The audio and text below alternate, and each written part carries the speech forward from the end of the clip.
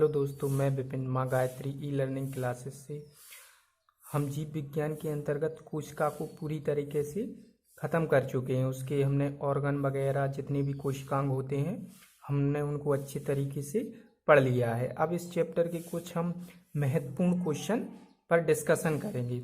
सबसे पहले तो आप सभी इस चैनल को सब्सक्राइब करें, शेयर करें और लाइक करें। कमेंट्स भी करें कि मेरे द्वारा जो क्वेश्चन पुटअप किए गए हैं वो कैसे लग रहे हैं आपको।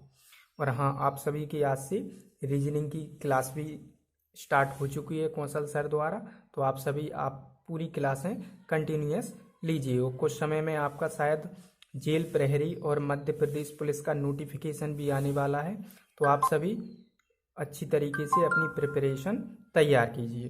तो सबसे पहले तो हम बात करते हैं कोशिका के द्वारा हमने जो चैप्टर कंप्लीट किया है उसके द्वारा जो कौन कौन से क्वेश्चन महत्वपूर्ण बन सकते हैं। सबसे पहला क्वेश्चन है, किस कोशिकांग को बायोप्लास्ट की संज्ञा प्रदान की गई है। तो बायोप्लास्ट के संदर्भ में हमने बात की थी। मैंने आपको माइटोकॉन्ड्रिया पढ़ाया था। मैंने इसमें बताया था कि माइटोकॉन्ड्रिया को क्या कहा जाता है। जब इसकी खोज की गई थी तब इसको बायोप्लास्ट कहा जाता था। तो इसका सही उत्तर क्या होगा, माइटोकॉन्ड्रिया। और इसकी खोज की बात की जाए तो इसकी खोज किसके द्वारा की गई, अल्टमैन के द्वारा। और उस समय अल्टमैन ने ही इसको क्या नाम दिया था, बायोप्लास्ट। और आगे चलकर सी वेंडा ने इसको माइटोकॉन्ड्रिया नाम दिया। और यह कोशिका का क्या है, मुख्य श्वसन स्थल है। अब हमारा अगला क्वेश्चन है, पादप कोशिका का सबसे बाहरी आवरण क्या कहलाता है। तो पादप कोशिका रहती है, उसका सबसे बाहरी आवरण क्या कहलाता है, कोशिका भित्ति कहलाता है। क्या कहलाता है, कोशिका भित्ति कहलाता है, जो किसका बना रहता है, सेल्यूलोज का बना हुआ रहता है। तो इसको भी आप याद कीजिए। कोशिका झिल्ली, जीव द्रव्य, लवक, इनमें से कोई ऑप्शन नहीं। हमारा सही ऑप्शन क्या है, कोशिका भित्ति केवल पादप कोशिकाओं में पाई जाती है, जंतु कोशिकाओं में नहीं। हमारा अगला क्वेश्चन है, प्रोटीन संश्लेषण के लिए महत्वपूर्ण स्थान है। तो मतलब प्रोटीन कहाँ बनता है, केंद्रक, लाइसोसोम, राइबोसोम, माइटोकॉन्ड्रिया। तो उसकी बात की जाए प्रोटीन संश्लेषण के लिए तो ये कहाँ बनता है, राइबोसोम पर प्रोटीन का संश्लेषण होता है। और इसकी राइबोसोम की बात करें तो राइबोसोम की खोज किसने की थी, पेलाडे नामक साइंटिस्ट ने। किसने की थी राइबोसोम की खोज, पेलाडे नामक साइंटिस्ट ने। और प्रोटीन निर्माण की कार्यात्मक इकाई को क्या कहते हैं, लाइसोसोम कहते हैं। अतः हम कह सकते हैं राइबोसोम क्या है, प्रोटीन संश्लेषण के लिए एक महत्वपूर्ण स्थान है। हमारा अगला क्वेश्चन है, टमाटर में लाल रंग का कारण क्या है। टमाटर में लाल रंग के लिए कौन सा वर्णक जिम्मेदार है, लाइकोपीन। तो इसका सही उत्तर क्या होगा, लाइकोपीन। पादप जंतु कोशिका से किस प्रकार भिन्न है। आप बताइए, जंतु कोशिका से पादप किस प्रकार भिन्न है, माइटोकॉन्ड्रिया, कोशिका भित्ति, जीव द्रव्य, कोशिका केंद्रक, उपस्थिति। मैं आपको पहले ही इस प्रकार का एक क्वेश्चन करा चुका हूं। तो इसका सही उत्तर क्या होगा, कोशिका भित्ति, क्योंकि जंतु कोशिकाओं में कोशिका भित्ति नहीं पाई जाती है और पादप कोशिकाओं में कोशिका भित्ति पाई जाती है, जो कि पादप कोशिका को जंतु कोशिका से अलग करती है। हमारा अगला क्वेश्चन है, साधारण मानव में गुणसूत्र पाए जाते हैं। तो आपको सही पता है, मनुष्य में कितने 23 जोड़ी गुणसूत्र पाए जाते हैं। और टोटल की बात करें तो कितने हुए, कुल 46 गुणसूत्र पाए जाते हैं। तो इसका सही उत्तर क्या होगा, 46।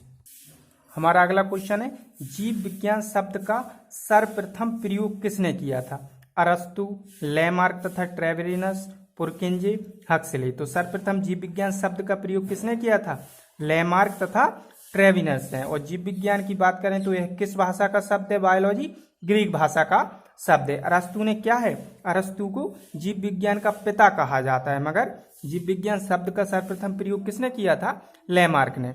हमारा अगला क्वेश्चन है, कोशिका के किस अंग को कोशिका का पावर हाउस कहते हैं। किस अंग को कहा जाता है, केंद्रक, कोशिका झिल्ली और माइटोकॉन्ड्रिया, अंतःप्रद्रव्य जालिका। तो हमारा सही उत्तर क्या होगा, माइटोकॉन्ड्रिया, क्योंकि यह क्या करता है, कोशिका का एक मुख्य श्वसन स्थल है और श्वसन की क्रिया में यह क्या करता है, भाग भी लेता है। और क्या करता है, कार्बनिक पदार्थों का ऑक्सीकरण भी करता है तथा एटीपी के रूप में ऊर्जा प्राप्त होती है इसी के कारण, इसलिए इसे क्या कहते हैं, कोशिका का पावर हाउस कहते हैं।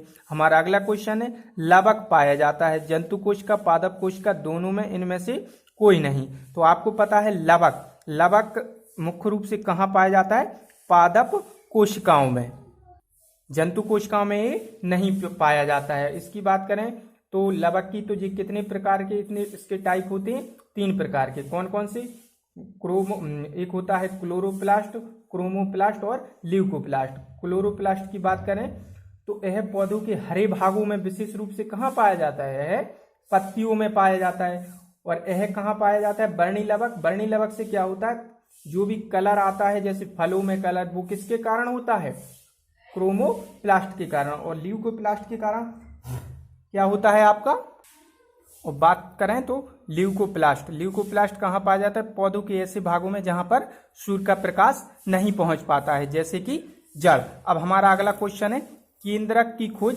किसके द्वारा की गई थी, तो बताइए किसके द्वारा, Robert Hooke, Robert brown, Robert crown और नोटा। तो हम बात करें केंद्रक की, तो केंद्रक की खोज किसके द्वारा की गई थी, रॉबर्ट ब्राउन के द्वारा।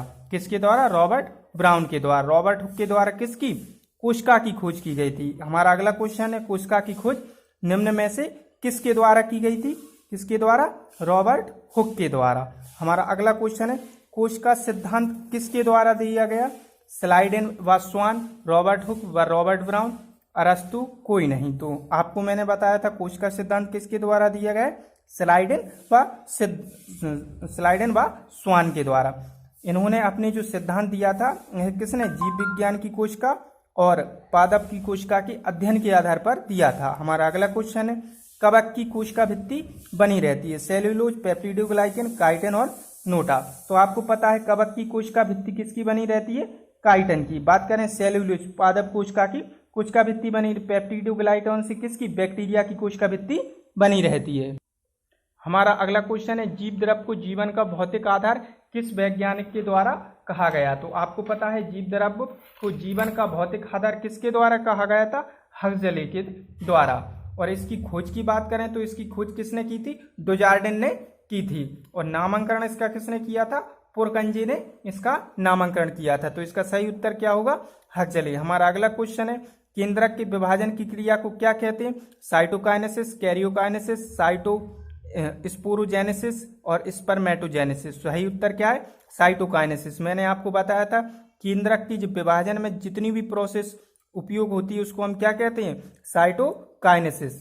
तो आज के लिए इतना ही। हम आगे से कल से हम जीव विज्ञान का अगला चैप्टर शुरू करेंगे। तो सबसे पहले तो आप सभी इस चैनल को सब्सक्राइब करें, शेयर करें और लाइक करें। धन्यवाद।